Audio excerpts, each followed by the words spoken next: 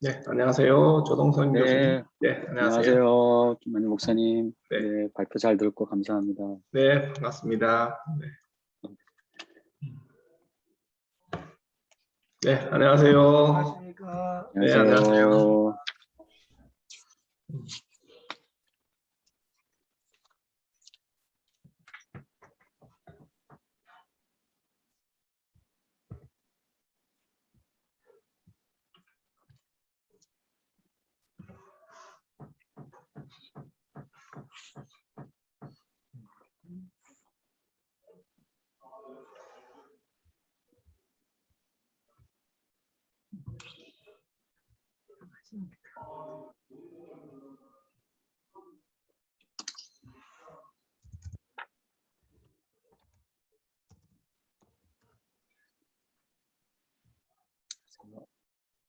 네, 안녕하세요. 안녕하세요.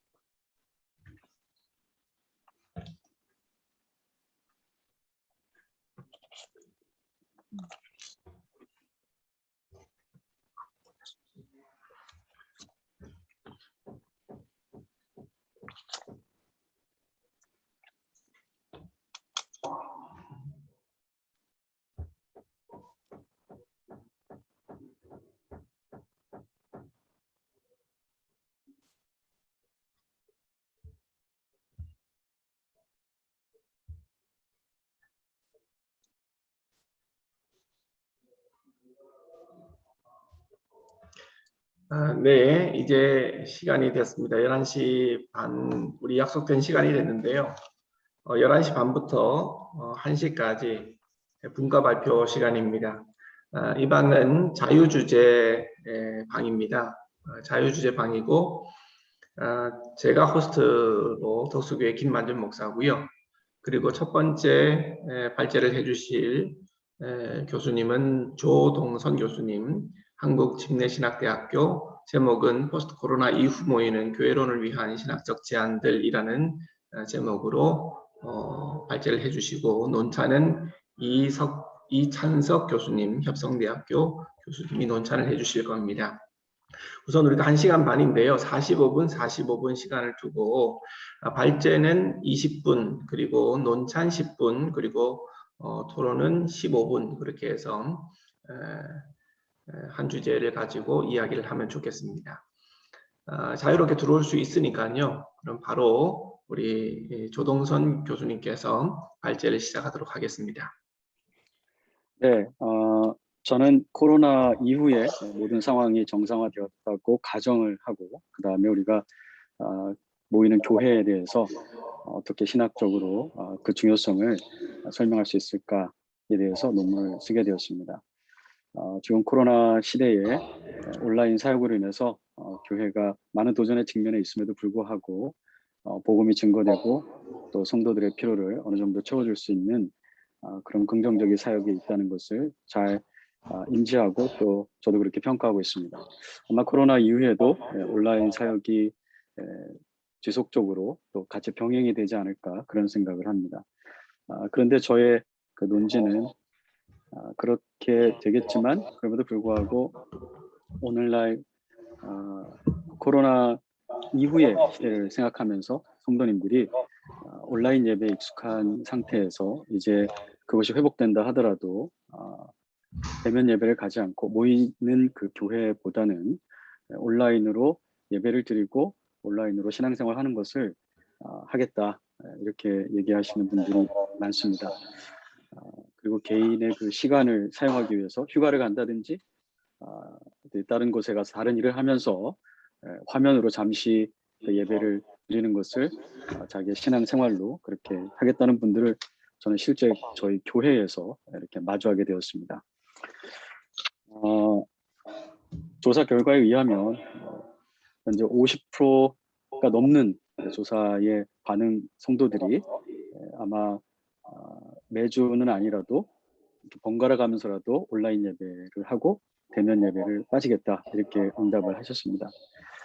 저는 그 모이는 교회의 중요성을 그동안 제가 자랐을 때 교회에서 주일 성수라는 이름으로 그 의무성에 대해서 많이 강조하셨는데 신학적으로 신론이라든지 인간론이라든지 교회론 측면에서 좀 더 깊이 있게 소개가 되지 않았다. 그런 것을 느끼면서 그런 문제를 해결하기 위해서 어떻게 우리가 해야 될까? 제 논문은 모이는 교회의 사역이 온라인 사역에 비해 존재론적으로 우선성을 가지고 있다. 모이는 교회가 없이 온라인 사역만으로 하는 것은 바람직하지 않다. 또 질적인 우월성을 가지고 있다. 네, 온라인 교회 활동, 신앙 활동이 어떤 효과도 없고 열매도 없다는 것은 아닙니다. 있지만 모이는 교회가 그 신약 성경이 말하고 있는 교회의 사명을 감당하는데 더 질적인 우월성을 가지고 있다. 그러한 전제를 가지고 이 페이퍼를 쓰게 되었습니다. 이도 오어가 아닙니다. 네, 같이 하는 거지만 그럼에도 불구하고 프라이어리티를 생각할 때 가장 이상적인 것이 무엇인가를 생각했을 때 두 가지 선택 가운데서 저는 모이는 교회를 우선적으로 제안을 하고 또 성도들에게 이렇게 가르쳐야 된다고 보고 있습니다. 신론의 입장에서 본다면 저는 그 성전에 임하시는 하나님의 특별한 임재를 우리가 한번 생각해 봐야 된다 그렇게 보았습니다. 지금 온라인 예배가 모이는 교회와 완전하게 대등한다든지 또는 대체할 수 있다고 말하는 분들이 보통 지적하시는 성경 구절이 요한복음 4장 24절입니다. 하나님이 영이시니 어느 곳에서나 하나님께서 임재하시고 예배할 수 있다. 저는 그 구절이 모이는 교회가 더 이상 필요가 없다는 것이 아니라 모이되 그 모이는 장소가 어떤 특정한 구약 성경과 같은 그런 곳은 아니라는 말이지 성도들이 물리적으로 시간을 같이 하여 육체적인 모임으로 함께 모이는 것이 더 이상 의미가 없다. 그런 것은 아니라는 것을 말씀드리고 싶습니다. 성경에서 보면 하나님께서 자신의 임재를 어느 곳에서나 다 가질 수 있지만 만물 가운데 무소부재하게 역사하시기도 하고 또 특별하게 만물과는 다르게 믿는 그리스도인 안에 함께 하시는 내재하는 성령님 안에서 자신의 임재를 나타내기도 하시고 바울은 그럼에도 불구하고 그런 개인들이 모인 교회의 공동체 안에서 성령님께서 특별한 하나님의 임재를 우리에게 허용하신다. 구약에서부터도 이렇게 하나님의 특별한 임재가 성막에 있는 또는 성전에 있는 법궤라든지 또 교회 안에 신약에서는 교회 안에 그리고 이제 우리가 궁극적으로는 그것의 완성인 새 예루살렘에서 하나님의 임재가 충만하게 드러나는 것을 이렇게 보게 됩니다. 온 회중이 대면으로 모이는 교회가 바로 하나님의 특별한 임재가 임하시는 현재 이 시대 종말이 오기 전까지는 하나님의 성전으로서의 기능을 하고 있기 때문에 모이는 교회 안에 하나님께서 구약부터 약속해 오신 자신의 그 특별한 임재를 우리가 경험할 수 있다. 이렇게 저는 보고 있습니다.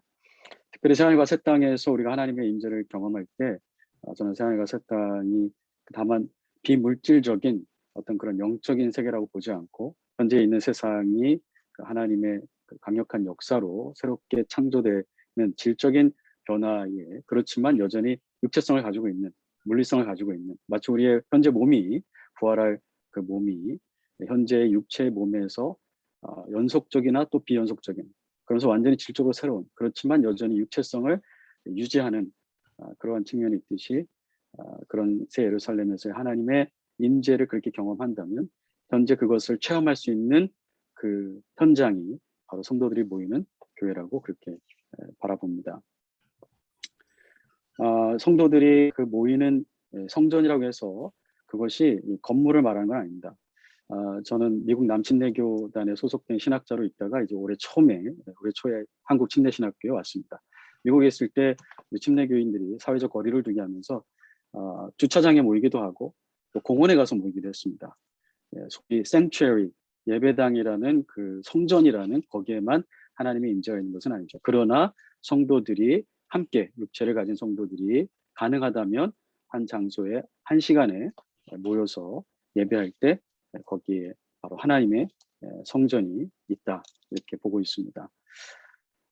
우리가 가정을 얘기할 때 가정의 구성원들의 관계를 얘기하고 사랑과 섬김을 얘기하지만 건물이 완전히 빠지는 것은 아닙니다. 건물이 가정은 아니지만 건물 집이라는 그 공동체에서 완전히 제외된 그런 걸 말하는 건 아니죠. 저도 이 교회 건물을 이렇게 성전이라고 말하는 건 아니지만 모인다고 할 때에 어떤 장소적인 것은 저는 필요하다고 보고 있습니다.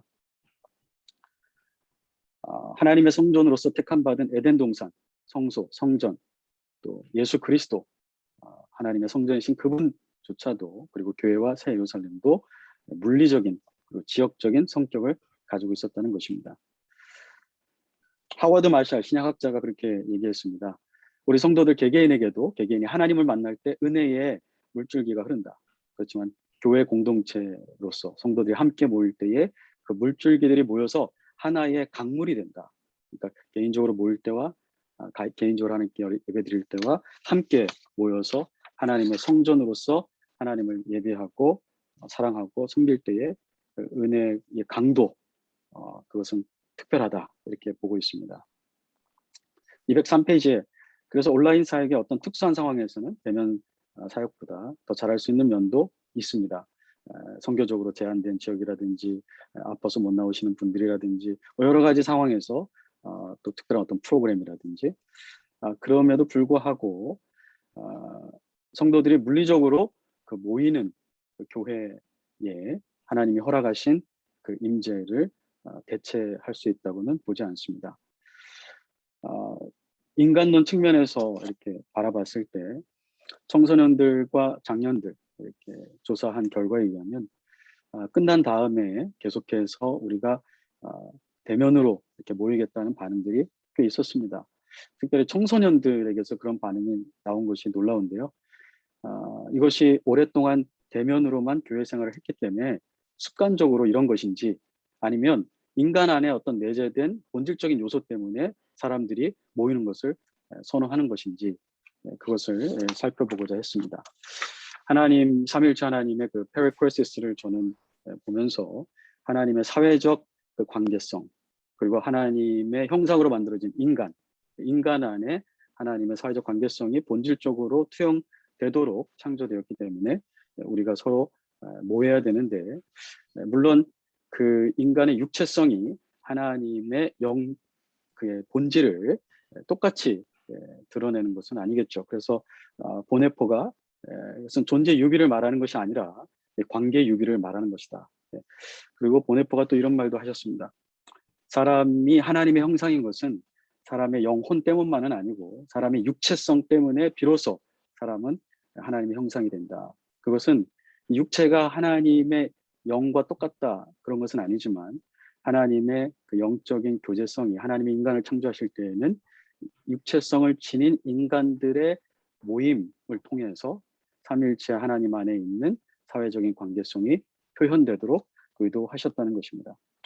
토마스 아퀴나스는 육체가 영혼을 방해하는 것이 아니라 영혼이 육체를 통해서 온전해진다. 영혼의 어떤 기능이 육체의 감각들을 통해서 하나가 되어서 또 하나님 앞에 예배할 수 있다. 닥터 캐피라고 이제 카버넌 칼리지 미국에 있는 그 조직신학자는 사회과학을 이렇게 같이 사용하면서 어떤 반응을 연구를 했습니다. 왜 사람들은 서로 모일 때에 또 공동체성이 함양이 되고 또 서로를 향한 그 개방성을 더 가지게 되는가?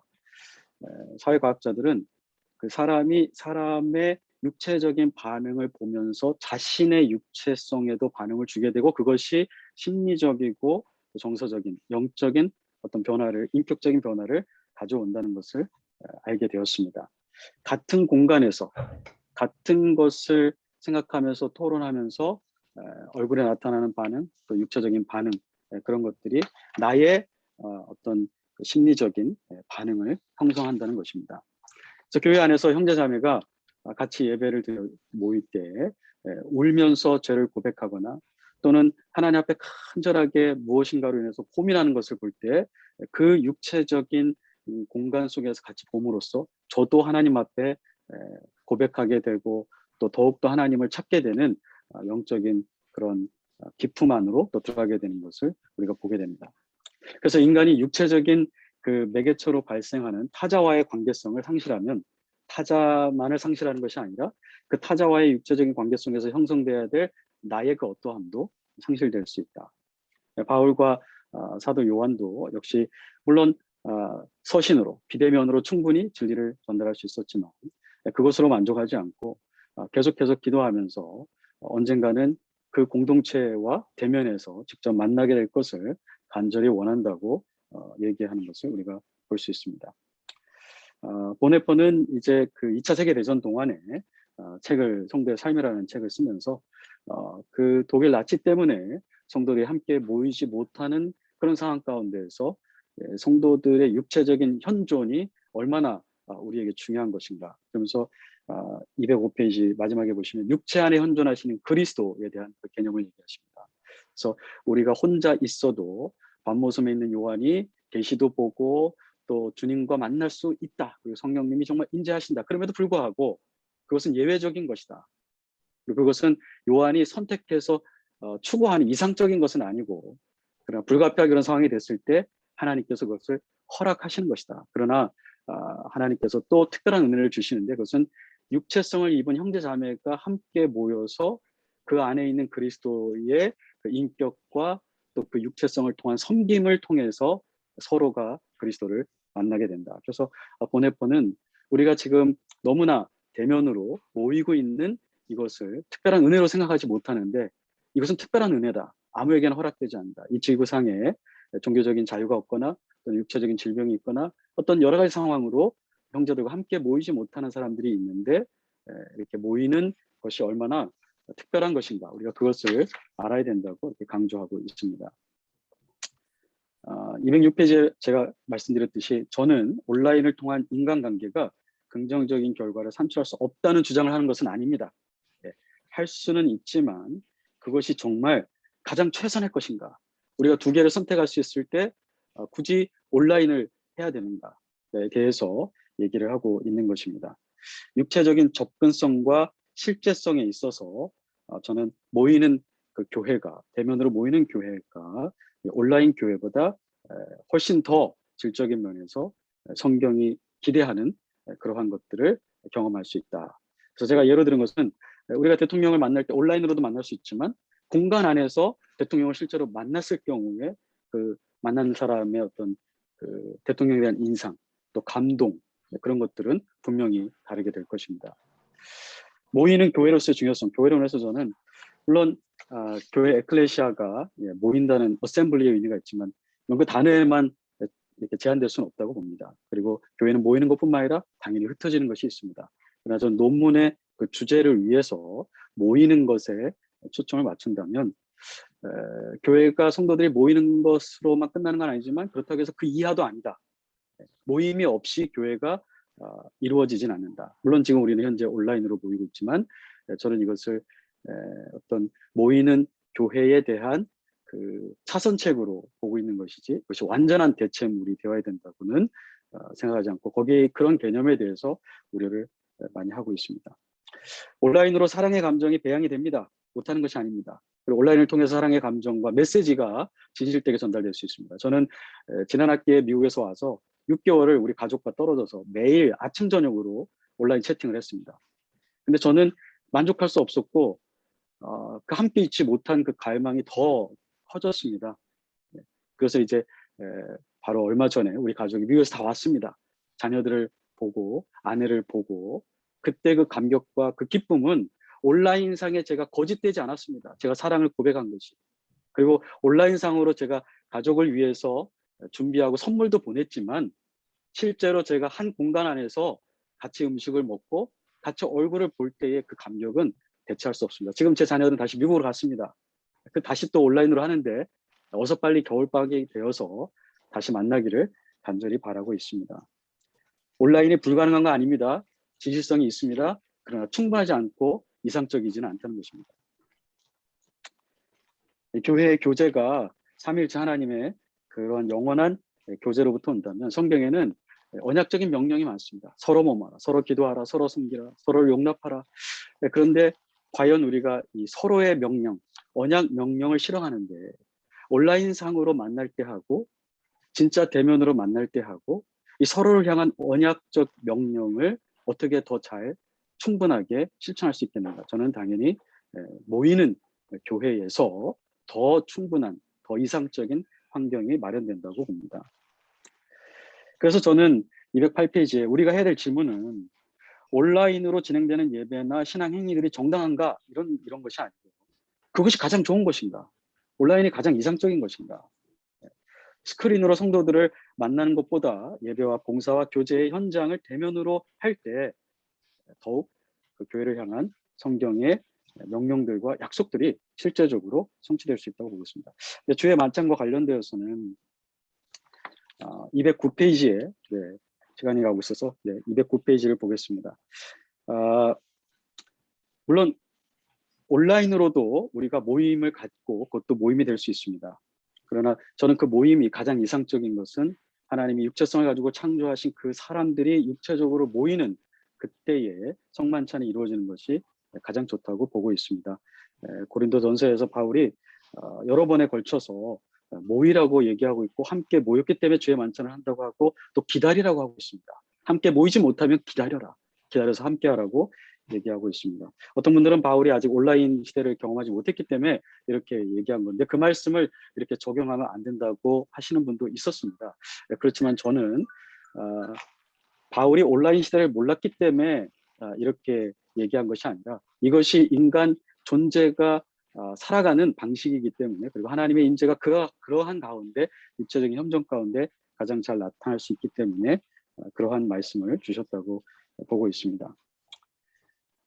그래서 주의 만찬이 물론 성경을 읽고 기도하고 봉사하고 할 때도 하나님의 은혜를 경험할 수 있지만 우리가 굳이 주의 만찬을 하는 것은 그러한 신앙 활동에서보다는 이 주의 만찬이라는 특별한 신앙 활동을 통해서 다른 곳에서 경험하지 못하는 주님의 그 약속과 인재를 경험할 수 있기 때문에 저는 주의 만찬을 한다고 보고 있습니다.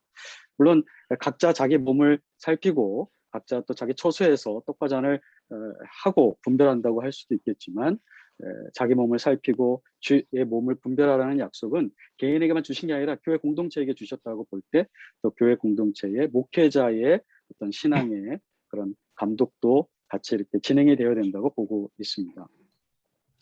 또 주의 만찬을 함께 함으로 주의 만찬 시에 이루어지는 고백이라든지 간증이라든지 이런 것들 현장에 모인 사람들이 보면서 자신도 거기에 참여하는 이러한 효과들이 있습니다. 근데 그러한 열매들이 온라인상에서는 불가능하진 않겠지만 굉장히 어렵다 이렇게 보고 있습니다. 그래서 결론적으로 저는 온라인상에서도 예배를 드릴 수 있고 또 신앙생활의 어떤 부분이 이루어질 수는 있겠지만 그러나 포스트 코로나 이후에는 코로나 끝난 다음에는 그것이 대면 예배가 가능하다면 온 성도들이 하나님의 특별한 임재를 경험하고 또 우리를 창조하신 그 목적과 방식대로 모이고 또 교회의 그 중요한 그 공동체로서의 성만찬을 같이 함께 이루는 것이 서로에게 유익을 줄 수 있는 가장 이상적인 모임이라고 생각합니다.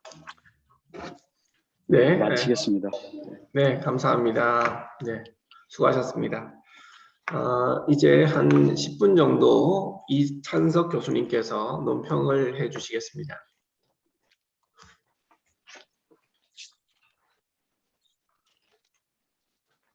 네, 안녕하세요. 합성대학교에 있는 이찬석입니다. 조동선 박사님 감사드립니다. 포스트 코로나를 넘어서 위드 코로나를 말하고 있는데 이런 상황 속에서 건물로서의 교회 성전이겠죠.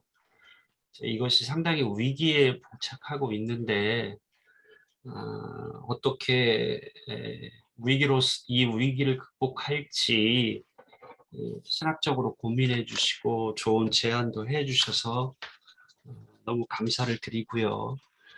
그리고 지금 이 시기에 적절한 연구가 아닌가, 또 우리에게 필요한 연구가 아닌가 라는 생각을 가져보았습니다. 네, 그래서 먼저 감사를 드리고요.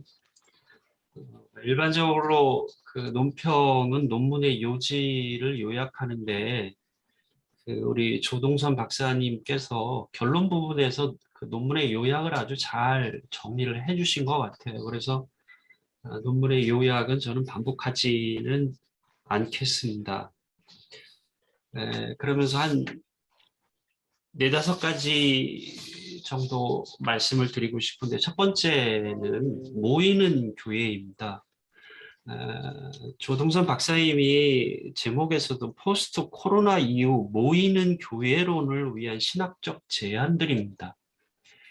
그래서 모이는 교회론이 사실은 조 박사님이 전제하시는 거는 대면으로 모이는 거거든요. 대면으로 모이는 교회론을 위한 신학적 제안들인데 온라인 모임도 모임이 아닐까.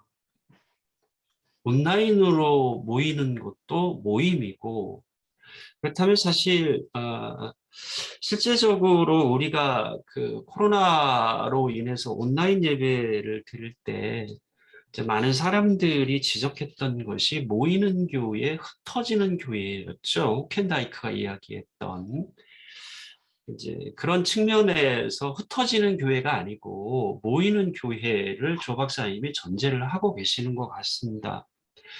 근데 사실 요즘에 선교학에서도 그 대두되어지는 것이 선교적 교회론이죠. 근데 그 선교적 교회론은 호켄다이크의 표현대로 한다라면 모이는 교회라기보다는 흩어지는 교회이겠죠. 선교적 교회의 핵심적인 것은 이제 교회의 본질은 선교다인데 이제 그런 측면에서 흩어지는 교회의 중요성을 지금까지 많이들 강조를 해왔고요. 그러나 그럼에도 불구하고 온라인으로 모이는 것도 모임이 아닐까. 그래서 제목이나 전체적으로 그냥 모이는 교회론이라기보다는 대면으로 모이는 교회론이라고 하는 것이 오히려 더 정확하지 않을까. 그리고 저는 온라인으로 모이는 모임, 온라인 교회의 모임은 흩어져서 모이는 모임이 아닐까. 호켄다이크의 두 개의 표현을 아울러서 흩어져서 모이는 교회가 아닐까.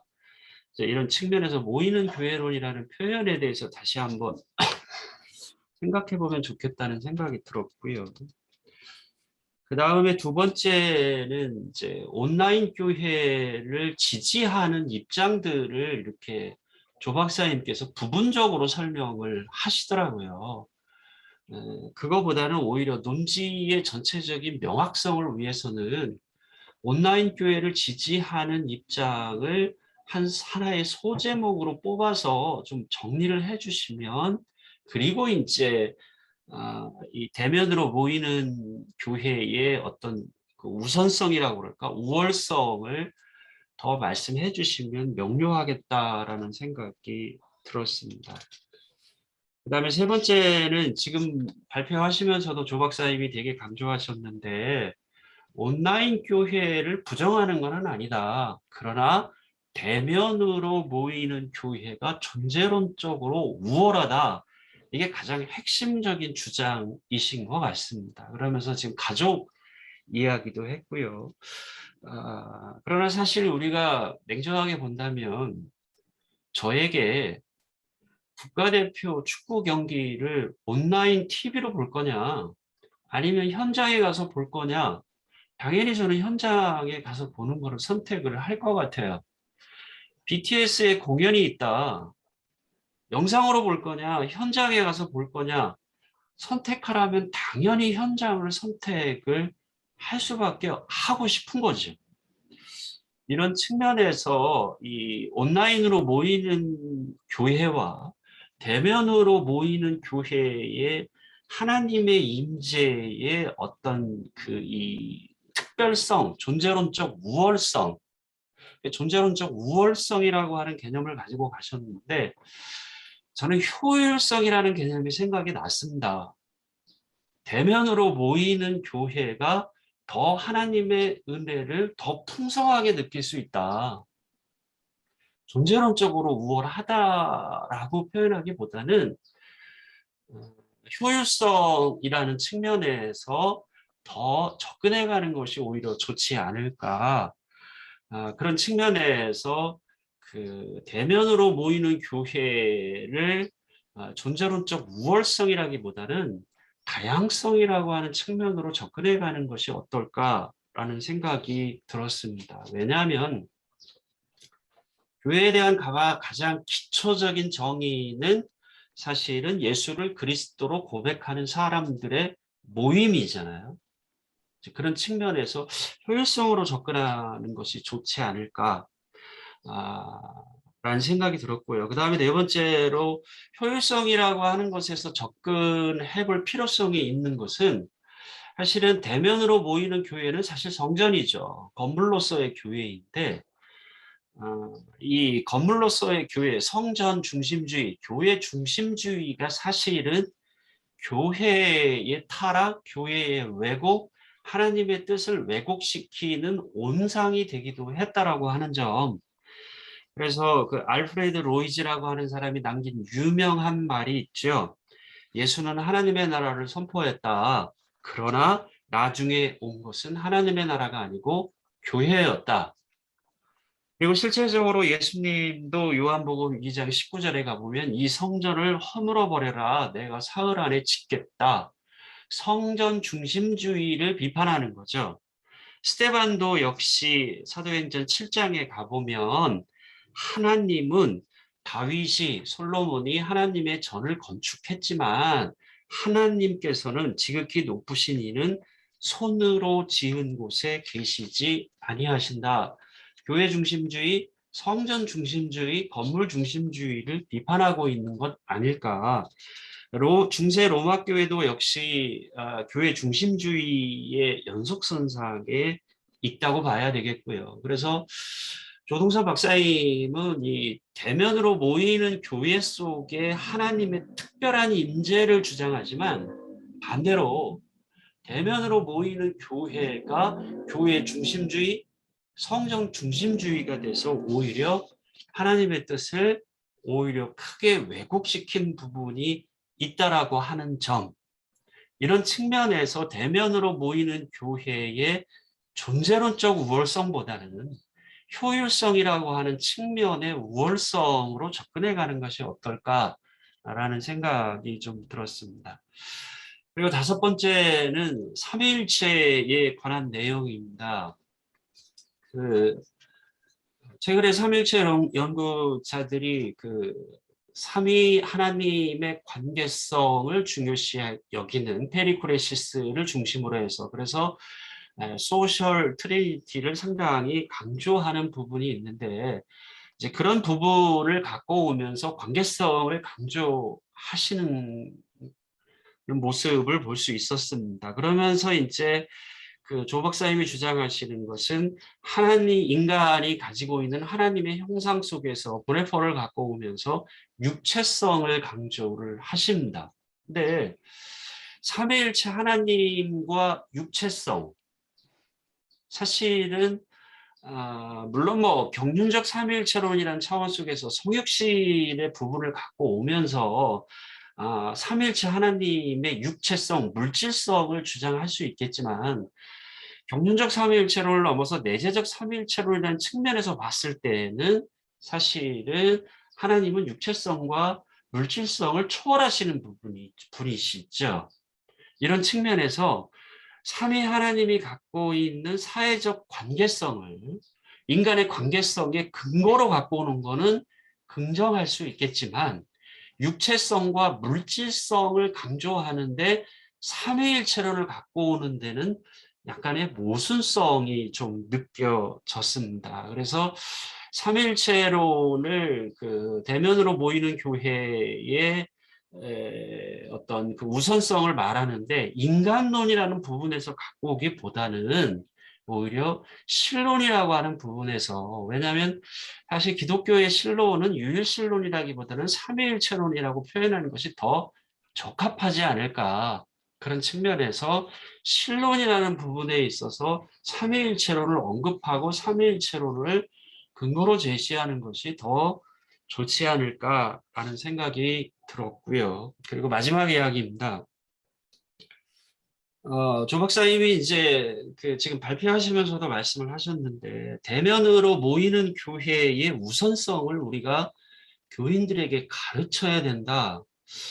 가르치는 것보다 사실은 더 중요한 건요, 제가 생각하기엔 대면으로 모이는 교회의 교인들이 와서 하나님의 은혜를 더 직접 경험하게 교회가 제공해 주는 것이 더 중요한 건 아닐까.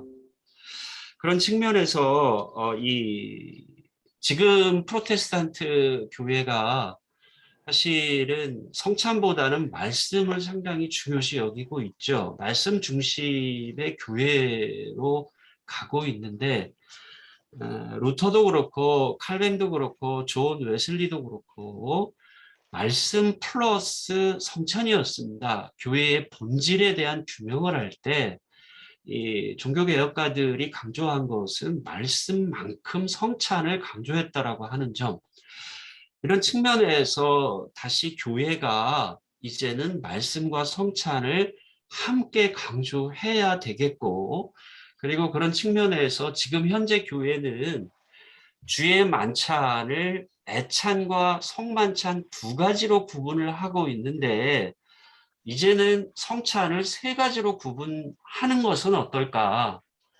교회에서, 대면으로 모이는 교회에서 이루어지는 성만찬과 그 다음에 집례자 없이, 목회자 없이 이루어지는 애찬식과 그 사이에 온라인 성찬을 설정을 하면서 성찬을 세 가지로 구분을 하고, 그리고 대면으로 모이는 교회에서 이루어지는 성찬과 온라인 성찬을 차별화할 필요가 있겠다.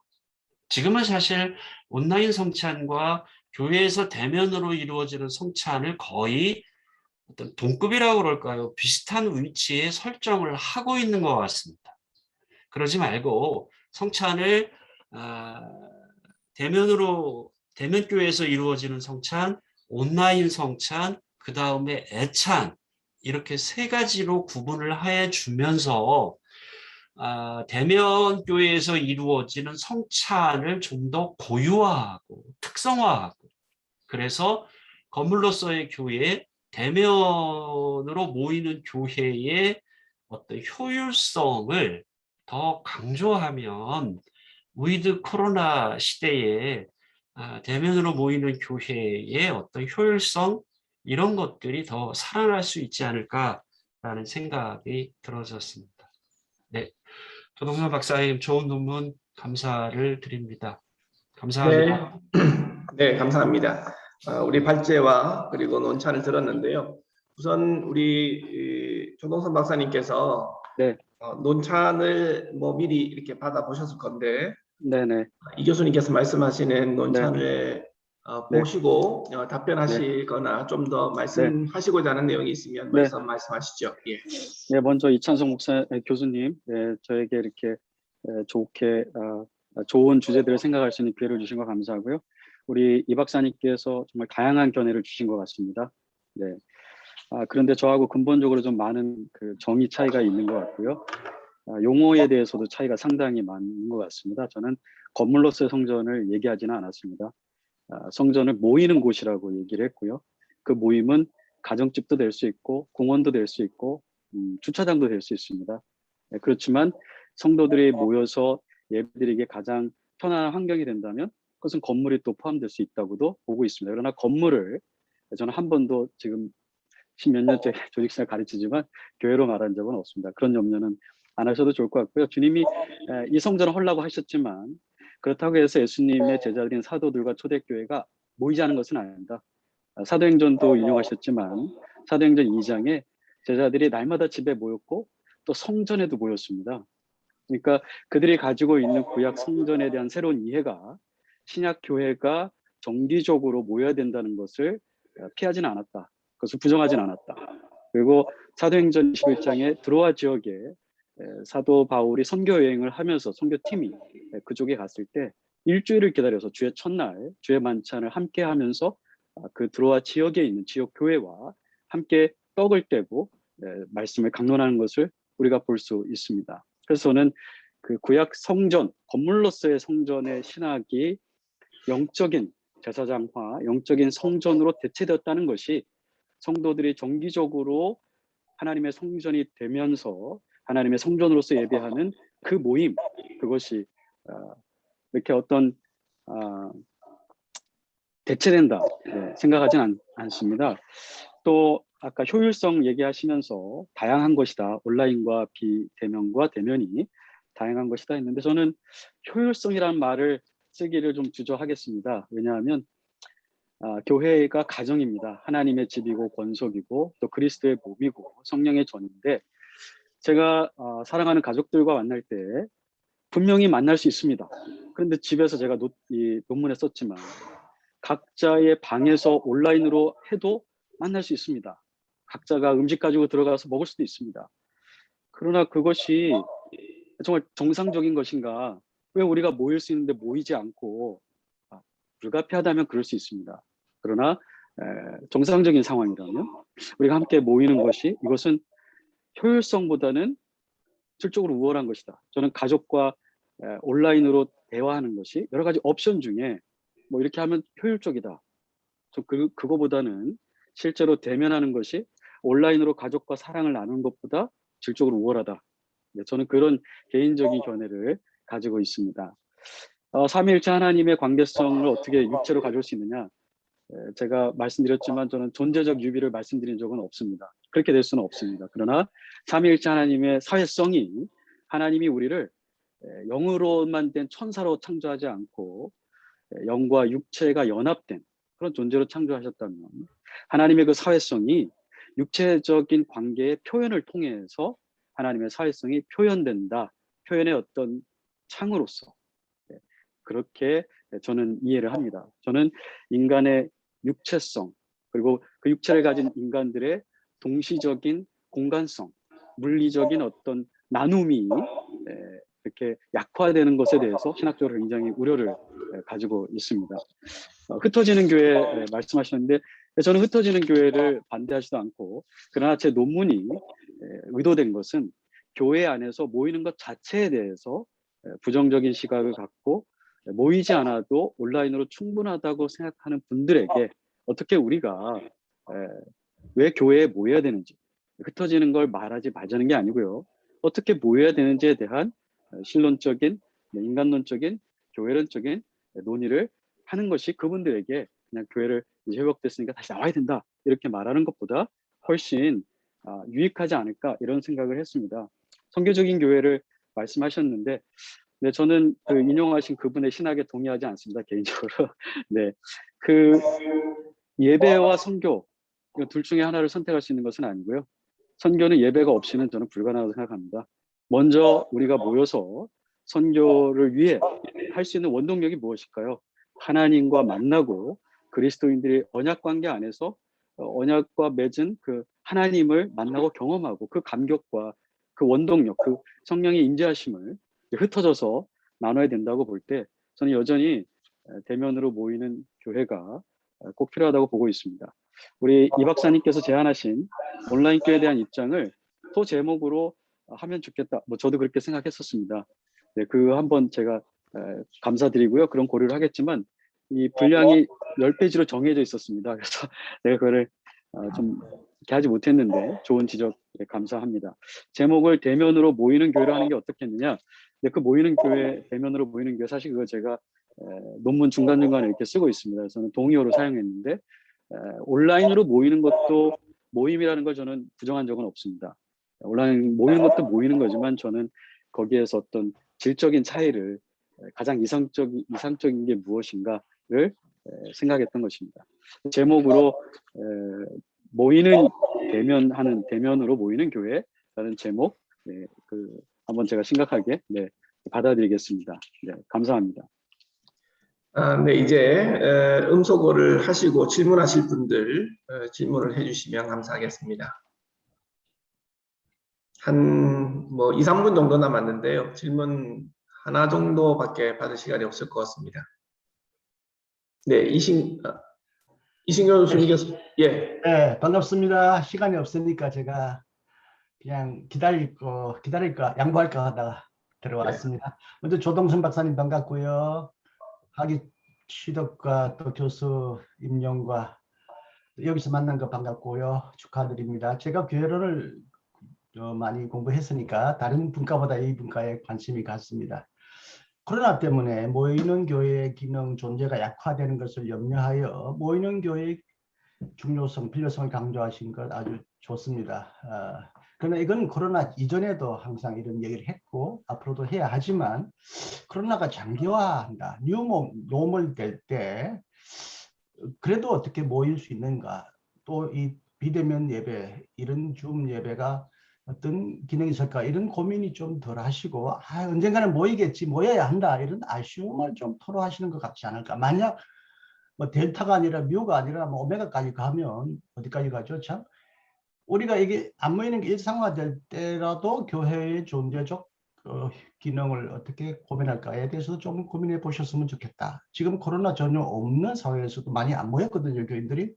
그때 하실 말씀이면 적합한데 코로나 때문에 이미 많이 흩어졌는데 이 현실에 대해서 조금 둔감하신 거 아닌가, 이런 생각이 들었습니다. 그리고 저도 이 줌으로 만납니다만은 이 줌, 이런 비대면 예배가 임시적이고 일시적일 수도 있고요. 또 언젠가 정상으로 돌아가길 바라죠. 그거 틀림없습니다. 모여야 더 교회답고 모임답습니다. 그러나 못 모이니까 그런 거죠. 누가 이건 모르겠습니다. 그 다음에 이게 이제 임시적인 것이고 또 보완 역할인데요. 또 어떻게 보면요, 옛날에 큰 교회는, 작은 교회는 몰라도 대부분 성도들은 하나님만 쳐다보고 하나님을 보. 교회당에 어디에 계신가요? 설교 목사님만 본 거예요. 하나님을 본 게 아니라. 그냥 보다가 대부분 옆에 있는 분들도 안 보고 다 흩어졌어요. 근데 줌으로 구역 예배를 특히 드리니까 대부분 사람들이 얼굴을 봐요. 못 모여도 얼굴을 대면해요. 기존 교회에서는 얼굴조차 안 봤어요.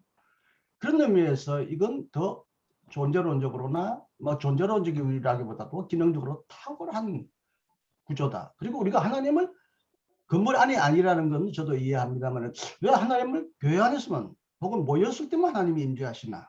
이 구약적 사고방식이 아닌가?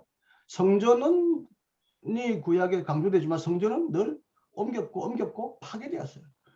하나님은 어떤 한 군데에 모이는 걸, 물론 여기 모이고 저기 모이고 다양하게 모이는 그 기능은 제가 인정합니다만은 코로나 시대의 고민이 조금 덜 담겨 있다. 모이지 않고 이렇게 줌으로 모이는 것도 하나의 탁월한 모임의 기능을 한다. 과거에 교회가 하지 못했던 기능을 한다. 하나님은 어디서나 현존하시고 어디서나 임재하시니까 우리가 성도들이 모여야만 하나님이 특별히 임재한다는 생각을 도리하지 않으니까, 하나님은 모든 만물 가운데도 계시고 우리 안에 계시니까 이 감수성, 하나님은 어디라 계시다는 감수성을 가지면 되는데 이걸 안 가졌기 때문에 꼭 모여야만 하나님이 그 계신 것 같은, 특별히 계시는 것 같은 착각을 일으킨다. 이런 의미에서 좀 고민을 해보셔야 할 것 같다. 그러나 제가 비판보다는요, 오늘 강의의 감사와 보완 형태로 한번 발언을 해보았습니다. 그러나 제 의견에 혹시 반론이나 보충하실 내용 있으시면 해주셔도 좋겠습니다. 감사합니다. 네, 조동선 이신건 박사님, 좋은 지적 감사드립니다. 근데 제가 발표한 거는 사실 저는 그 전부터 생각하고 있었던 거고요. 코로나 이후에만 이렇게 가르쳐야 된다고 생각하지는 않습니다. 코로나 전부터 이렇게 가르쳤었다면 지금 대면으로 모이는 잠깐의 시간에 상당히 모이지 않았습니다. 모일 수 있음에도 불구하고. 근데 저는 그것이 우리가 이전부터 가르쳤어야 될 내용인데 가르치지 못했기 때문에 그렇다고 생각을 하고요. 교회에 모이는 이 모임은 지금 우리가 팬데믹 2년째 안 됐습니다. 교회 역사에 보시면 팬데믹 수십 년 동안 있었습니다. 초대교회에. 그래도 끝나고 교회가 다시 모이고 교회 역사가 지금까지 유지가 됐습니다. 저는 장소로서의 성전을 얘기한 적이 없고 신약교회는 분명히 영적인 성전이지만 그럼에도 불구하고 모이기를 힘쓰라 했고 한 곳에 모여야 된다는 것을 얘기하고 있습니다. 그래서 저는 그것을 지키면서 온라인으로 모이는 그 특별한 하나님의 또 창조의 산물이라고도 저는 보고요.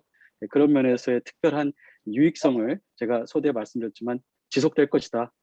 그렇지만 모이는 교회의 신학적인 특징에 더 초점을 맞추다 보니까 온라인 예배가 가지고 있는 긍정적인 기능을 더 충분하게 말씀드리지 못한 것은 제가 아쉽게 생각합니다. 네, 좋습니다. 시간 관계상 이제 일단은 첫 번째 발제는 여기서 정리를 하고요.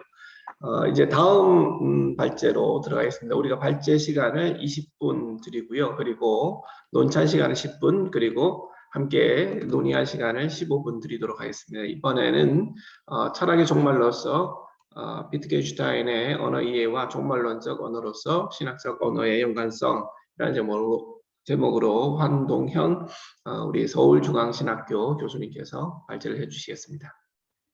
네, 감사합니다. 반갑습니다. 제가 오늘 말씀드릴 내용 이제 시간이 바쁘니까 잠깐 간단하게 말씀을 드리도록 하겠습니다. 여태까지 이제 비트겐슈타인을 어떻게 이해했느냐가 이제 제일 중요한 첫 번째 과제고요.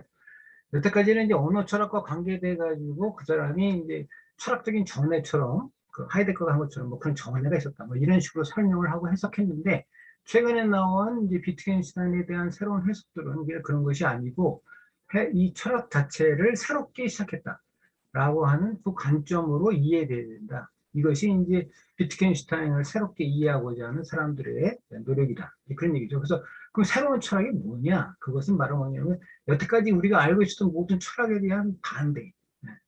모든 철학은 잘못됐다는 거죠. 기본적으로 우리가 철학하려고 했던 모든 시도가 잘못된 것이다. 그 얘기를 하면서 반철학적인 의미에서 자기의 새로운 주장을 자신의 이름으로 자신의 뜻 가운데서 실시하는 겁니다. 어떤 누구의 뭐 철학 개념이나 철학 뭐 사라든지 뭐 이런 걸 통해서 하는 게 아니라 자기 스스로 자기의 이름으로 한다. 이런 얘기를 말씀드리고 그런 가운데에서 이 비트겐슈타인이 가지고 있었던 고민은 무엇이냐면 우리가 생각하는 것처럼 말을 어떻게 정확히 할까 뭐 이런 얘기만은 아니었다는 거죠. 그 사람이 가지고 있었던 깊은 고민은 우리가 살고 있는 이 세계를 진정으로 어떻게 받아들일 수 있을까에 대한 그런 고민이었는데 그건 비트겐슈타인이 이제 그 쓰는 많은 편지들 속에서 글들 속에서 나타나는 건데 그게 뭐냐면 비트겐슈타인이 우리가 아는 철학 논거를 쓸 때까지도 그리고 그 이후에도 계속해서 무슨 생각을 해서 자기가 자살하려고 생각하고 있었다는 거예요. 자살에 대한 문제를 끊임없이 고민하고 있었고 그거를 극복하려고 노력하고 있었다는 거죠. 그러니까 이거는 무슨 뜻이냐면 비트겐슈타인이 단순히 논리 실증주의라든지 언어 원자적인 어떤 입장으로 하나의 개념을 밝히려고 했던 것이 아니라 그가 살고 있었던 세계에 대한 분명한 경험을 다시금 시작하려고 하는 자기 자신에 대한 이해였다. 그런 말씀을 우리가 이제 듣고 그래서 이런 식으로 우리가 그 비트겐슈타인을 이해할 때 그가 가지고 있었던 질문들은 그 처음부터 굉장히 종교적인 입장을 가지고 있었다는 거죠. 그래서 비트겐슈타인이 뭐 자기는 기독교인도 아니고 맨 처음에는 이제 카톨릭 신앙을 가지고 있었지만은 그 부모님은 다 유대교인이었는데 사실은 근데 이제 그 유대교에서 넘어온 사람들이고 유대교를 포기하고 이제 다 개신교로 이렇게 돌아왔던 사람들이었다가 이제 그 나중에는 카톨릭 신앙을 가지게 되고 그랬는데 근데 이제 나중에는 비트겐슈타인이 당 신앙인이 아니라고 그랬거든요. 난 신앙이 없다. 그렇지만 내가 하는 모든 생각은 신앙적이야. 그렇게 얘기를 했고 그런 가운데에서 자기의 문제를 언어 철학이라고 하는 그 러셀과 관계된 방식으로 풀어보고자 했었다. 그런 얘기죠. 그래서 그 논리 철학 논고 자체가 단순히 어떠한 그 언어적 가능성에 대한 얘기가 아니라 자신의 삶에 대한 얘기였다. 그런 얘기를 말씀드리려고 합니다. 그래서 이 비트겐슈타인이 하는 특징은 뭐냐면 이 논리 철학 논고를 통해서 자기가 하려고 하는 건 두 가지다. 그래서 이 러셀이 이제 그 서문을 써주고 이렇게 러셀이 이 논리 철학 논고 출간할 수 있도록 많이 도와줬지만 러셀하고 의견이 안 맞아가지고 러셀하고 생각이 달랐어요. 애시당초부터. 그래가지고 러셀은 이 비트겐슈타인이 신비적인 어떤 요소에 걸려있다. 그렇게 비판하고 있었고 이 비트겐슈타인은 저 러셀은 나를 전혀 이해하지 못한다고 얘기를 하고 있었어요. 근데 그렇게 얘기를 하면서 이제 이 비트겐슈타인이 그 논리처럼 논거에서 보여주려고 했던 건 뭐냐면은 그 객관적인 실제라고 하는 것이 뭐냐? 그것은 한마디로 말하면 인간의 자기 욕망에 따른 사실, 삶이 우리가 사는 사회과학적인 입장에서의 어떤 객관적 실제로 등장하고 있는 단계라고 하는 거죠.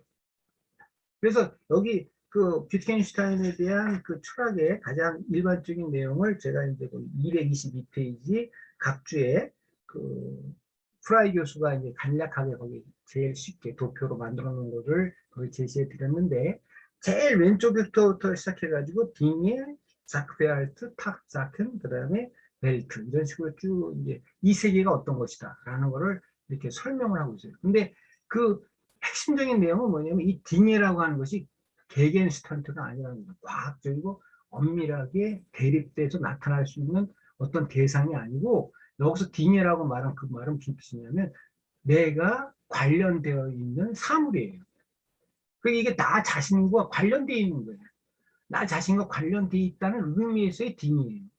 그리고 이거는 사회적인 환경 속에서 이루어지는 그러한 이제 연관성을 통해서 이게 이제 작페알트라고 하는 사태로 발전하고, 이 사태들을 인간의 더 폭넓은 사회적 지평에서 의미, 목적을 추구하는 가운데에서 이게 탑사커, 사실로서 나타나게 되고, 이것들이 모여진 것이 우리가 아는 세계다. 이거를 밝힌 것이 이제 그 논리 철학 연구의 가장 일반적인 내용입니다. 근데 그렇게 함으로써 이 그 비트겐슈타인이 얘기하려고 했던 건 뭐냐면, 이건 그렇지만 한계가 있다는 거예요. 무슨 한계가 있냐면 그림이 세상을, 그러니까 그림을 그림으로 세상을 나타낼 수는 있지만 그림 자체가 왜 세상을 나타낼 수 있는지 알 수 없다는 겁니다. 논리적인 것들을 통해서 사실관계를 설명할 수 있으면 왜 논리라는 게 뭐냐라는 건 논리적으로 말할 수 없다는 거예요. 그러니까 이거는 당연히 있는 어떤 드러나는 거라는 거죠. 언어적인 것. 언어가 도대체 뭐냐? 이 생각이라고 하는 것, 이 언어를 통해서 드러난 사실들, 어떤 진술이 어떤 세상과 관계된 의미로 표현이 되는데 그 의미가 도대체 뭐냐? 라고 하는 그 의미 자체, 언어 자체, 세계 자체, 이거는 드러날 수 없는 것이라서 이제 사다리 비유라는 걸 여러분 잘 아시죠? 그래가지고 올라가가지고 사다리를 건너치운다 그러는데, 그 사다리를 건너치운다는 의미는 비트겐슈타인이 딴 사람한테 소개하기를 뭐라고 불렀냐면, 도달할 것이 없다면 난 사다리 비유를 쓰지 않았다고 그렇게 얘기했어요. 그러니까 사다리가 필요 없다는 말은 객관적인 실제로서의 언어적 사고를, 그 논리적 사고를 한계를 경험하지만 그 한계 너머에 도달할 곳이 있다라는 거를 가르치고 있었다는 거예요, 자기는. 그래가지고 이 비트겐슈타인이 이렇게 이제 그 확실성을 찾아 나가려고 하는 방식으로서 논리 철학 논거를 이해해야 되고, 근데 그것이 우리가 아는 이 세상의 철학적인 방식으로는 불가능하다는 겁니다. 우리가 아는 이성적인 사고방식으로는 그것을 이뤄낼 수 없다는 거예요. 그래가지고 소위 말하면 이 세상에서 우리가 그 가장 확실한 실제라고 하는 것을 우리가 아는 철학적인 이성으로는 알 수 없고, 그것을 넘어서는 그 무엇인가의 실제에 대해서 우리는 얘기하지 않을 수 없다. 이 얘기를 하려고 비트겐슈타인이 철학 논거를 썼다고, 이게 이제 그 사람의 의도였다는 거예요. 그리고 이러한 이제 시도를 자기는 이제 그 뭐라 그럴까, 나타내는 관점에서 그 이후에 글들을 쭉 살펴보면 확실성이라든지 종교에 대한 얘기라든지 아니면 윤리에 대한 진술들을 계속 해나가는데, 이게 이제 이렇게 되면서 맨 처음에 논리실증주의자 슐리크라는 사람이랑 같이 대화했다가 슐리크가 기겁을 하고 도망갔다는 게 아닙니까? 자기들이 생각하기엔 그 검증될 수 있는 언어 형태를 말하고 있다고 생각했는데 그게 전혀 아니고 전혀 다른 생각을 하고 있더라는 거예요. 그래서 이 논리실증주의의 관계가 완전히 파탄났고요. 그리고 이 비트겐슈타인은 그 이후로 이 확실성이라고 하는 말을 어떻게 찾아낼 수 있는가에 대한 새로운 고민을 해 나가기 시작했는데, 그게 바로 이제 우리가 잘 아는 그 언어 게임이라고 불려지는 그런 이제 그 말 표현 방식들이죠. 그래서 이 비트겐슈타인은 뭐라고 했냐면, 자기가 이제 철학적인 이성어를 가지고는 그 말할 수도 없고 말할 필요도 없고, 그러니까 그렇게 살아야 된다고 생각했던 사람입니다. 그래서 이 사람이 자기 집에 있는 모든 재산, 아버지한테 물려받은 어마어마한 재산도 다 포기하고 선생님이 되고 정원사가 되고, 그리고 이 사람이 평생을 살았던 게 뭐라고 얘기하냐면, 거기 논리철 외에 그 필로소피 원투스 공이라고 한 그 철학, 그런 데를 보면 뭐라고 되어 있냐면, 기독교 신앙은 확실한 거다. 근데 이 신앙을 교리로 설명하는 것들이 다 잘못됐다. 그렇게 얘기를 하고 있어요. 그래서 이 비트겐슈타인은 뭐라고 생각하고 있었냐면, 자기가 알고 있는 그 신앙의 확실성, 이걸 위해서 자기는 일상적으로 살 수 있다고 생각한 거죠. 철학이고 교리고 그거 다 필요 없다. 이 신앙의 확실성을 추구하며 살 수 있다. 자기가. 그렇게 생각하고 살았던 사람이고, 이러한 말을 할 수 있다는 가능성에 대해서 이제 여러 가지 그 진술 방법을 발견하기 시작한 거죠. 그래서 그게 이제 뭐냐면 언어 게임이다, 가족 유사성이다, 문법이다, 일목요연한 소술, 이런 진술들이 비트겐슈타인의 후기 글들을 보면 나타나는 것을 이렇게 보게 되는데, 이거는 다 뭐냐면 어떻게 하면 일상적인 언어, 그러니까 이게 문법이 아니에요. 그러니까 이 문법이라고 하는 말도 언어에 대한 내용이 아니에요. 그래서 이 비트겐슈타인이 언어 철학자라고 하지만, 비트겐슈타인은 뭐냐면 언어가 있는 게 아니라 행위가 있었다. 그렇게 얘기를 합니다. 왜 행위가 나왔냐? 뭔가가 드러났다는 거예요. 뭔가가. 그렇기 때문에 저절로 그렇게 할 수밖에 없었다. 그 얘기를 쓰는 게 언어 게임이에요. 그게 언어 게임이지, 그냥 막 우리가 어떤 룰을 정해놓고 만들어 놓아서 할 수 있다, 이런 식으로 생각해 본 적이 한 번도 없었다. 그래서 비트겐슈타인이 이제 그런 그 일상적 언어 게임을 가능하게 했던 그런 내용이 도대체 뭐냐? 그게 바로 뭐라고 생각하면, 저는 윤리적이고 종교적 차원이라고 얘기를 했습니다. 왜냐하면 거짓말을 하면 안 되니까. 말하는 것이 모두 다 미싱이라고 생각되면 안 됩니다. 그러면 진실한 말이라는 게 있어야 되고, 그 진실한 말을 지켜줘야 될 뭔가가 있어야 된다고 생각하는 거죠. 그래서 이제 그 참된 언어, 그리고 우리가 말하고 있는 확실성의 가장 확실한 근거는 윤리적이고 종교적인 거다. 그렇게 얘기를 한 것이 비트겐슈타인이다. 우리가 이제 생각하십니다. 그러고 난 다음에 이제 비트겐슈타인이 그 이제 새로운 그 철학을 우리가 얘기했다는 게 무슨 뜻이냐면, 여태까지 했던 철학 다 잘못됐다는 거죠. 여태까지 했던 철학 다 잘못됐다. 모든 철학은 다 잘못됐다. 왜? 이성적으로 계속해서 보편적인 원리를 찾아내는 겁니다. 이성적으로 보편적 원리를 찾을 수 없다는 겁니다. 이 비트겐슈타인. 왜냐하면 이 이성이라는 것 자체가 벌써 사회적인 언어성, 사회적인 그 틀 속에서 어떤 그 뭐라 그럴까, 적용이 돼 있어요. 어떻게 하면 내가 이 사회적인 삶 속에서 내가 말하고자 하는 걸 맞다고 얘기할 수 있는가에 대해서 벌써 규정이 되어 있기 때문에, 이 사회적 정당성이라는 거죠. 이성이라는 거. 그래가지고 이 비트겐슈타인이 강조하고 있는 것은 뭐라고 생각하냐면, 그 어떤 보편적 원칙이 아니라 원현상이라고 하는 게 뭐냐를 얘기해야만 한다는 의미에서 여태까지 철학이 다 틀렸다고 얘기했고, 그 다음에 이제 그 두 번째 특징이 뭐냐면, 이 실제라고 하는 것, 언어의 정당성을 주는 그 실제가 도대체 뭐냐라고 하는 개념에 있어서 이 비트겐슈타인이 얘기하고 있는 것은 뭐냐면, 이중적인 성격을 가지고 있었던 건데, 그게 한쪽으로는, 그러니까 그 226페이지에 말씀드린 것처럼 제가 거기에 써놓은 거 뭐냐면, 이게 그 나누어진 현실의 존재론이라고 불려줄 수 있는 생각을 하고 있었어요. 그러니까 그게 무슨 뜻이냐면, 우리가 말할 수 있는 현실은 아무것도, 그러니까 진정으로 그 확실한 게 뭔지 알 수 없는데, 그럼에도 그럼 우리가 이 사회에 하는 말 하지 말까? 해야 된다는 거죠. 왜? 그것은 한계에 갇혀 있는 언어로서 의미 있는 말이기 때문에 해야 된다고 얘기를 하고 있어요. 그러니까 이 초월적인 절대적인 것이 어떻게 등장하냐면, 이 비트겐슈타인한테는 우리가 살고 있는 모든 것을 한계 짓는 규정으로서 나타나게 돼 있고, 그 안에서 우리는 절대가 아니다 라는 의미 안에서만 말을 할 수 있는데, 그런 한도 내에서 현실이 긍정되도록 되게 돼 있다는 거예요. 그리고 이게 얼마나 중요하냐면, 이 비트겐슈타인이 중요한 말을 했는데, 예수님이 성경에 니들 지옥 간다 그런 말 한다 이거예요. 니들 나가라 하면 지옥 가고. 아니 말 한마디 했다고 그렇게 지옥 가냐 이거야. 어? 그 사랑이 많으신 하나님 어떻게 우리를 보고 욕 한마디 했다고 지옥 간다고 하냐. 그만큼 이 현실은 하나님의 절대적인 성격에 의해서 그러니까 지지된다는 거죠. 근데 그게 어떤 식으로 지지를 하냐면 심판한다는 뜻으로 와서 지지한다는 거예요. 하나님이 심판한다. 우리가 사는 현실을 그렇게 중요시 여긴다. 그렇게 받아들였어요. 이 비트겐슈타인이.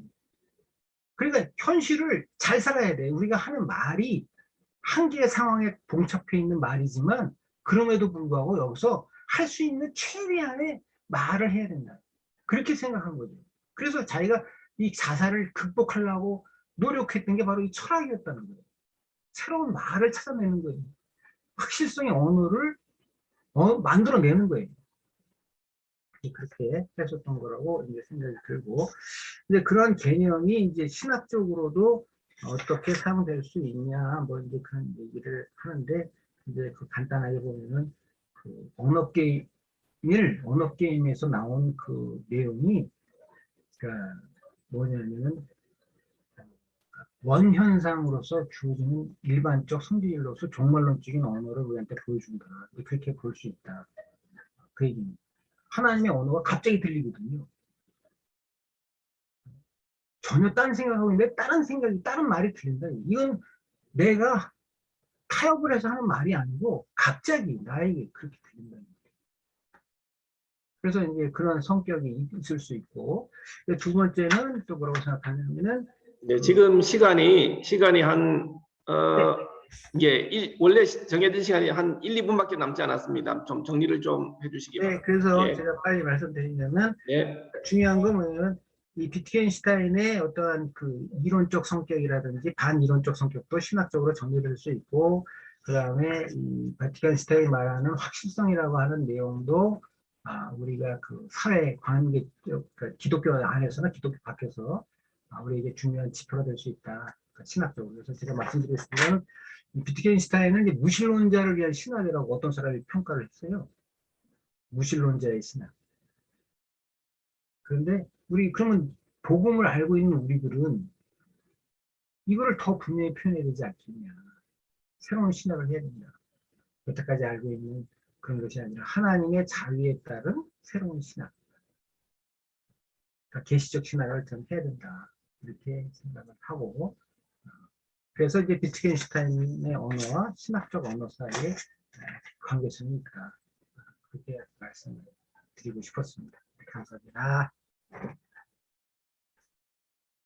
네, 이게 급하게 마무리가 된 것 같은데 죄송합니다. 시간 관계상.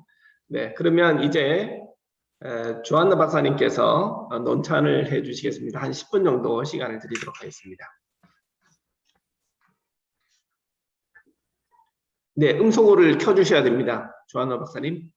네, 됐습니다. 논찬을 시작하도록 하겠습니다. 저는 황동현 교수님 그 논문을 굉장히 흥미롭게 유익하게 잘 읽었고요.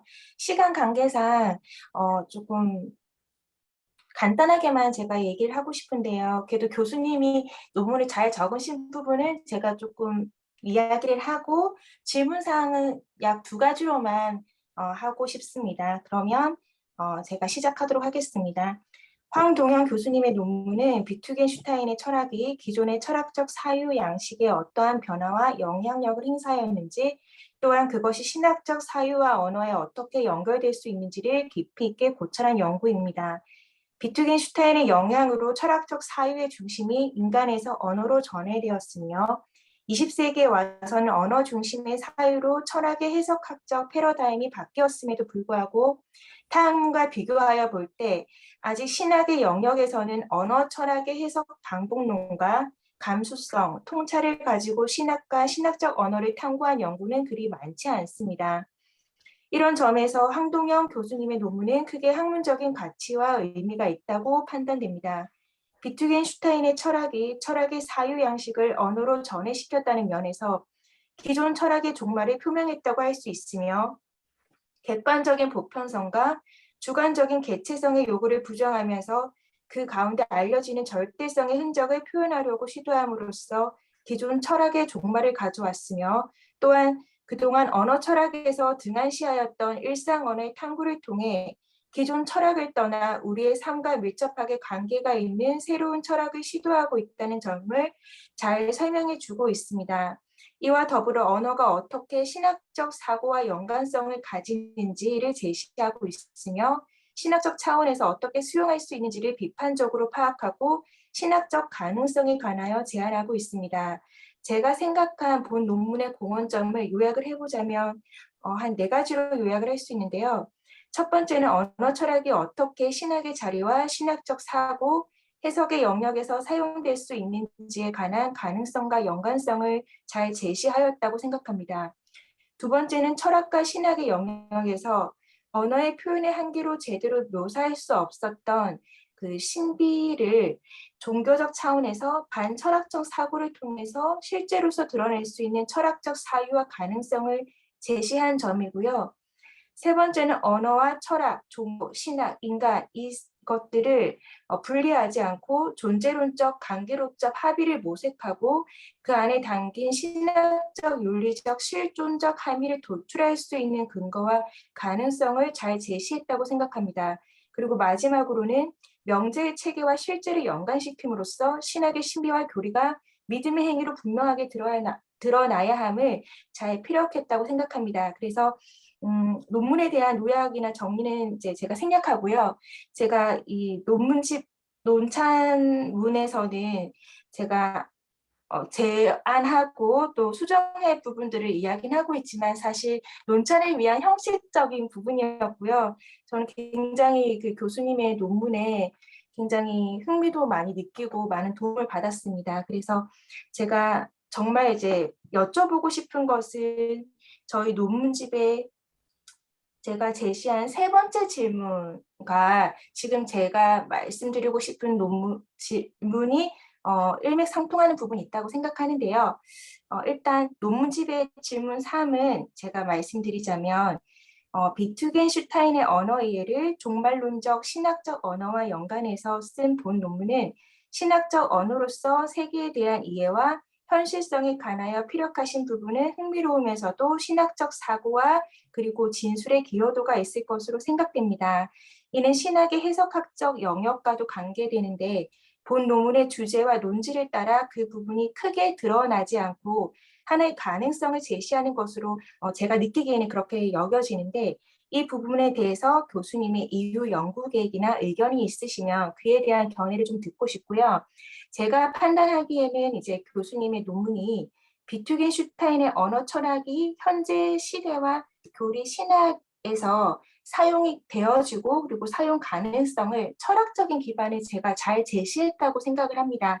그런데 이것을 어떻게 우리가 비트겐슈타인의 언어 철학이 신학적인 언어로서 실천적이면서도 실제적으로 이 신학의 영역에서 활용될 수 있고 사용될 수 있는지에 대한 교수님의 고견을 듣고 싶습니다. 이것으로 제 논찬은 마치도록 하겠습니다. 감사합니다.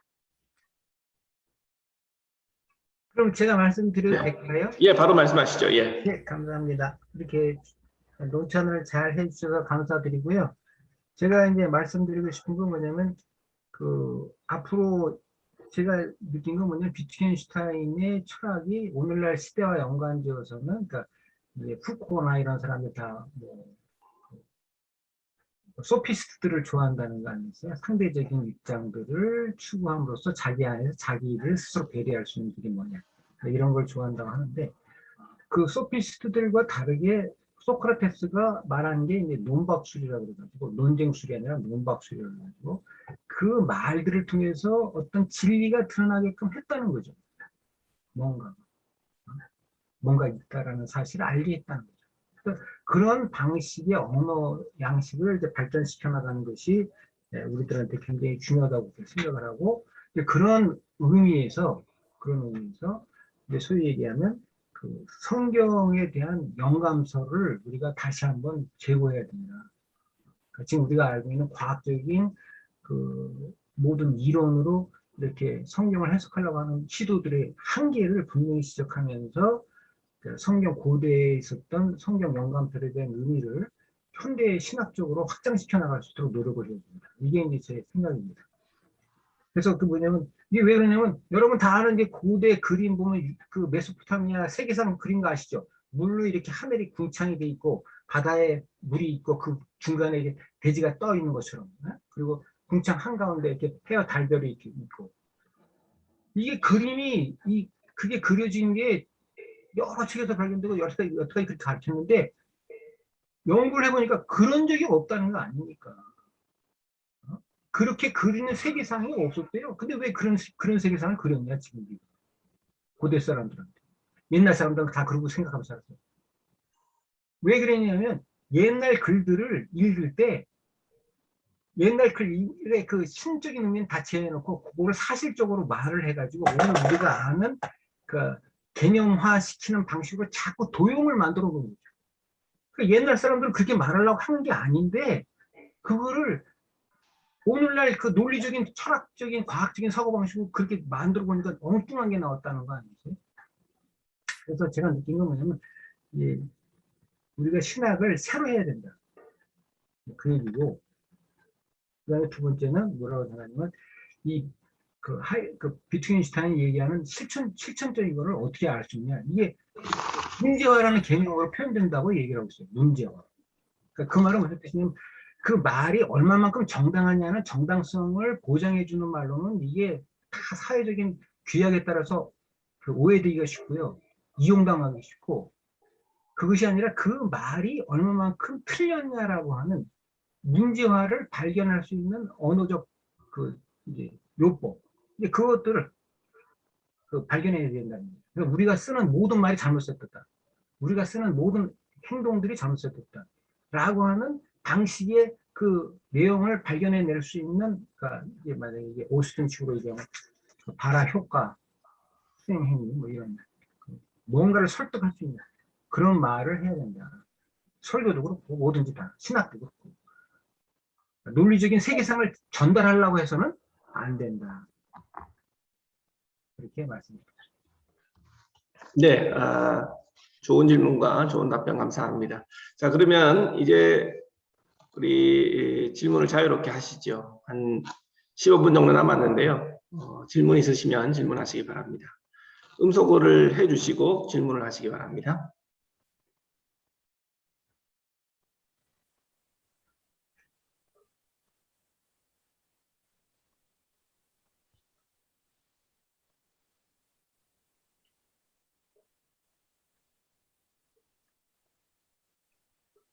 질문이 없으신가요?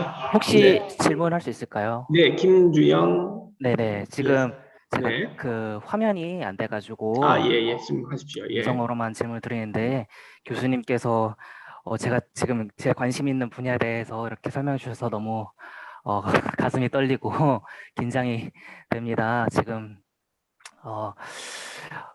이제 교수님께서 설명해 주셨을 때 제가 이해한 바로는 우리가 이제 세계 그 자체를 우리가 언어로서 이해하려는 것은 잘못되었다. 이 언어가 세상 자체에 대해서 설명할 수 있다고 얘기해 주는 것은 우리 잘못된 믿음이다. 이것은 어떤 하나의 그림이다라고 얘기를 해주셨는데 그 부분이 맞을까요? 일단은. 네, 그러니까 이 세계라는 것은 뭐냐면은 그 인간이 추구하고 있는 관계성에 대한 표현이지 진짜 그 사물 자체 그 실제라는 건 아니라는 거죠.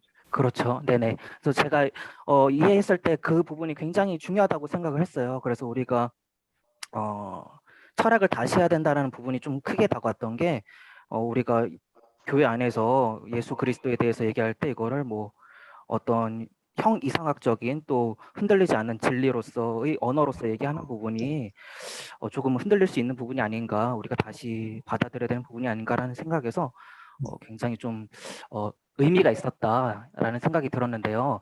제가 진짜로 궁금했던 거는 그 주어지는 그 세계 자체에 대해서 우리는 그냥 받아들여야 된다라는 부분이 좀 잘 이해가 되지 않았어요. 왜냐면은 그 부분이 우리는 이제 아까 이제 조한나 그 신학자분께서 얘기해 주셨듯이 이제 평가해 주셨을 때처럼 저는 이게 뭐랄까요? 해석학적으로 다시 좀 다가가야 되는 부분이 아닌가라는 생각이 들었거든요. 그래서 우리가 이 부분에 대해서 그냥 받아들일 수밖에 없다라고 하지만 그래도 우리가 세계의 존재로서 세계는 어떤 본질 자체고 우리는 받아들이는 꼴이 있는데 받아들이는 꼴에 대해서 현상학적으로 우리가 얘기할 수 있는 부분이 있지 않을까라는 점이 생각이 들었고 이 부분을 이제 뭐 칸트를 넘어서는 어떤 해석학적인 부분이 좀 필요하지 않나라는 생각이 드는데 교수님께서는 앞으로 이런 부분에 대해서 어떤 연구 방향이 있으신지 좀 궁금합니다. 네. 그래서 제가 말씀드린 건 뭐냐면 그 주어진 것을 받아들일 수밖에 없다는 그 내용이 그러니까 무조건 아무것도 생각하지 말고 그냥 살아 이런 뜻이 아니고 그 비트겐슈타인이 얘기하려고 했던 것은 뭐냐면 우리가 과학적 세계상이라고 알 수 있거나 이성적으로 설명할 수 있다는 것이 설명 안 되는 것, 말할 수 없는 것, 신비적이라고 할 수밖에 없는 것, 그게 분명히 실제한다는 겁니다. 우리 삶 속에. 그게 있고, 그리고 그것을 우리가 이해하고 해석하는 데에서는 다양한 방법이 필요하다. 그래서 이게 언어 게임이란 말을 썼다. 그 얘기입니다. 언어 게임. 안 썼던 게 아니라 언어 게임을 썼다. 언어 게임. 그걸 그 확실성이라는 것이 나타나는 길이라고 생각하는 거죠.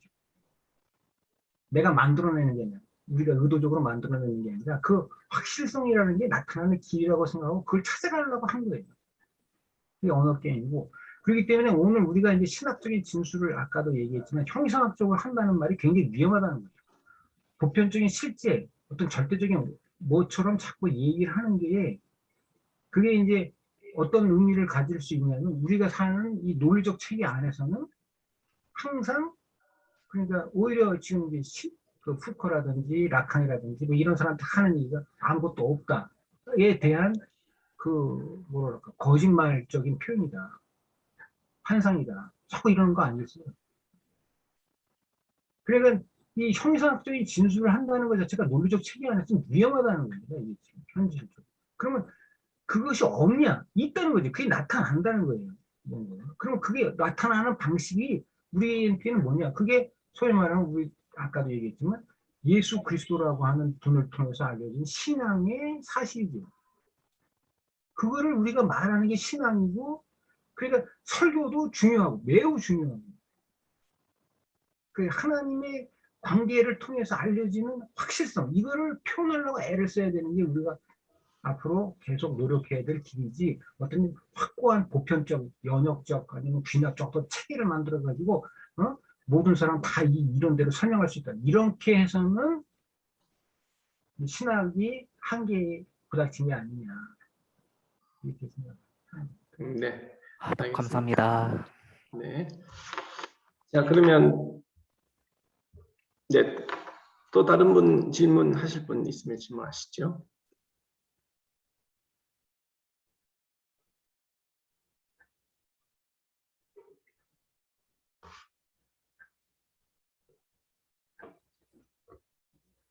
네, 뭐 특별한 질문들이 없으신 것 같습니다. 자, 그러면은 한 10분 정도 남았는데 일찍 끝낼까요? 서로 교제하죠. 네, 네. 그럼 아유, 교수님 반갑습니다. 한 박사 교수님 반가워요. 오래간만에 네. 뵙습니다. 네, 공인배 목사님 얼굴 보여주시고. 네, 얼굴, 예. 조원나 선생님 감사합니다. 네, 반갑습니다. 반갑습니다. 네, 현양 교수님도 반갑습니다. 네. 아유, 현 교수님, 이찬석 교수님, 현석 교수님도 수고하셨습니다. 우리 질문 하나 해도 돼요? 사보람 질문 하나 해도 돼요? 시간이 있으면? 누구? 네. 공원배. 공허 교수입니다. 아, 예, 공무원 목사님, 예, 하세요 이제. 안 하시니까 근데 얼굴이 여기 시커매요. 좀 밝게. 네. 예, 하세요. 예, 질문하시죠. 그래, 사이즈도 아닌데 조한나 하세요. 선생님한테 좀 궁금한 게 있는데 어려운 거예요. 그 언어 철학 책도 내고 했잖아요. 네, 원래 주전공이 뭐예요? 저는 언어 철학을 통해서 그 신학을 해석하는 것 하고 있고 그걸 이제 기독교 윤리적으로 그리고 하나님께서 어떻게 우리 신자의 삶에 드러나시고 나타나시는가에 대해서 연구했습니다. 그러니까 언어 철학자가 여러 명도 있고 언어 철학이 되게 복합적이잖아요. 네, 그래서 주요 영향을 받은 어떤 언어 철학 계열인지. 저는 이제 후기 비트겐슈타인의 영향을 받은 이제 언어 행위 이론이라는 언어 철학의 한 분과가 있습니다. 예, 예. 그래서 네, 언어 행위 이론이라는 거를 제가 공부를 했고요. 이거는 이제 기존에는 이제 우리 황동현 교수님께서 말씀하셨는데 언어 철학이 사실 실증주의, 과학 실증주의에 입각해서 언어의 구조나 체제, 문법, 뭐 근원의 현상을 드러내는 것에 치중했다면 이제 그러한 것들이 우리 일상생활에 왔을 때에 언어의 의미가 변하더라, 언어가 다양성이 있더라는 것을 이제 생각을 해서 이것이 언어와 행위 그리고 인식과 실제랑 연결하는 부분을 이제 연구하는 학문인데요. 이게 조금 제가 부연 설명을 드리자면 서양 철학이 이때까지 근원적인 언어, 근원적인 사상에 대한 연구를 계속 하다 보니까 불변성을 요구를 합니다. 그러니까 우연적이거나 바뀔 수 있는 다의성 자체를 인정하지 않았고 이제 언어 철학에서도 그러한 일상주의 학파가 연구하는 그 일상 언어를 굉장히 등한시하고 소위 학문 같지 않다라고 많이 여겼었습니다. 그런데 지금 이제 시대 사조는 우리가 실제 삶을 살아보니까 그러한 것들이 중요한데 그런 것들이 실제 우리 일상생활에 의미를 주지 못하더라. 그런 것들이 우리가 정말 실제적인 의미가 다가오려면 일상 언어를 통해서 우리가 한번 생각을 해보고 해석을 해보고 뭐 사용과 효과에 대해서 생각을 해보아야 한다는 것이 제가 공부하고 있는 이제 언어 행위 이론이고요. 저는 그걸 통해서 이제 전통적인 기독교 교리 그리고 하나님께서 어떻게 우리 삶 속에 드러나시는지를 언어적으로 고찰을 하고 그러면 우리가 하나님을 정말 일상생활에서 만나게 되었을 때 우리 신자들의 삶은 어떻게 되는가, 변화할 수 있는가에 대해서 연구를 하고 있습니다. 아, 그러면 네. 그 미국의 분석 철학이나 심리 철학 또는 뭐 하나 생각나는데 조지 린드베 그런 거하고 비교할 때 본인은 좌표가 어디쯤 가 있는 거예요? 저한테는 이제 그런 분들이 조금 올드하게 느껴지고요. 조지 린드백보다는 조금 더 나아간다라고 생각을 하고 있습니다. 미국의 분석 철학자 정도까지 간 거예요? 그러니까 저는 이제 분석 철학자들하고는 입장은 좀 다른 거고요. 예. 그러니까 분석 철학자는 사실 제가 제 견해로 봤을 때는 정기 비트겐슈타인의 영향을 더 많이 받은 것으로 제가 알고 있거든요. 예, 예. 이제 저는 이제 그러한 견해하고는 다르게 이제 황동현 교수님 논문에서도 드러나듯이 이제 네. 일상 언어에 대해서 일상 언어가 그냥 사물을 지칭하고 사물에 대한 인식이나 명제적인 표현을 표현하기도 하지만 그 어떠한 대상이 가지고 있는 의미가 우리 실제 삶의 행위로 실제로 나타나는 것을 하고 있거든요. 그래서 저는 이제 그런 쪽으로 하고 있고 이러한 이제 흐름들이 지금은 언어 행위 이론이 주목받고 있지만 또 다른 언어 철학으로 눈을 돌리는 이유가 언어 행위 이론이 가지고 있는 그 언어의 인식적인 개념과 행위적인 실제적인 개념들이 함께 복합적으로 되어 있습니다. 그래서 이러한 것을 토대로 지금 이제 응용 언어학, 뭐 인지 언어학, 뭐 이런 식으로 지금 이제 진행이 되고 있고요. 그런 분들이 볼 때는 이제 언어 행위 이론이 좀 올드해 보일 수도 있고 좀 고리타분하게 보일 수 있으나 여전히 지금 타 학문 간에 그러니까 언어를 사용하는 타 학문, 교육학, 심리학 뭐 이런 데에서는 뭐 인간 발달학, 철학, 뭐 신학 이런 데서 계속 이제 언어 행위 이론을 연구를 하고 있고 그러한 것들이 네, 해석학적으로 그리고 실제 삶에 어떻게 영향을 주는지 이제 지속적으로 연구는 되어가고 있습니다. 예, 앞으로 또 제가 한마디만 말씀드리면 예, 예. 뭐라고 생각하냐면 이게 분석 철학 이런 거 하는 분들 가만히 보니까 이분들이 막 인기가 있는데 그게 왜 그러냐면 AI 컴퓨터를 통해서 어떻게 대화를 할 수 있냐, 일상적인 대화를 어떻게 진행할 수 있냐 이런 방식을 연구를 하더라고요. 그래서 제가 느낀 건 뭐냐면 이게 언어 철학을 잘못하면 이게 이제 컴퓨터 발달을 시켜가지고 어떤 식의 의사소통 방법을 어떻게 확장시켜 나갈 수 있는가 뭐 이런 내용으로 전용을 하기 위해서 분석 철학자라든지 이 언어 이게 활용 철학을 하는 사람들도 활용론을 철학하는 주장하는 사람들도 미국에서는 그런 식으로 그거는 기술 테크닉 공학적인 측면이고 막 머리 지올라서 황 박사님 논문 하나도 모르겠어요. 그 왜 공부한 거예요? 특히 시간 공부해서 신학에 무슨 도움 받았어요, 황 박사님? 그거부터 얘기해. 머리 특히 좋아. 시간이 그래서 제가 도움받은 건 뭐냐면요. 네. 철학적인 보편성을 추구하는 것은 네. 잘못된 거다. 얼른- 그래서 신학을 얼른- 하는데 네. 신학을 하는데 사람들이 다 보편적인 언어를 찾으려고 그래요. 자연. 신학은 상대적이다. 신학의 언어는 아니 다 그런 식으로 상대적이다. 신학을 그러니까 신학 자체의 성격을 바꿔야 되는 거예요. 아, 신학 자체의 성격. 네, 네, 감사합니다. 이제 시간이 거의 다 됐습니다. 우리 약속된 시간이 다 됐는데요. 오늘 좋은 논문 발표해 주신 두 분 교수님께 감사를 드리고 또 논찬을 또 해주신 또 두 박사님께 감사를 드리고 또 오늘 우리 자유주제 분과에 들어오신 많은 박사님들, 교수님들 또 얼굴 뵈서 너무 반갑고 또 고맙고 감사합니다. 이제 코로나 이후에 한번 또 모임이 있을 때 또 얼굴 뵙고 서로 인사를 나눴으면 좋겠습니다. 네, 그러면 오늘 이만큼 하도록 하겠습니다. 네, 수고하셨습니다. 수고하셨습니다. 수고하셨습니다. 양평에 놀러 오세요. 양평에 놀러 오세요. 기다립니다. 네. 네, 수고하셨습니다. 네. 수고하셨습니다.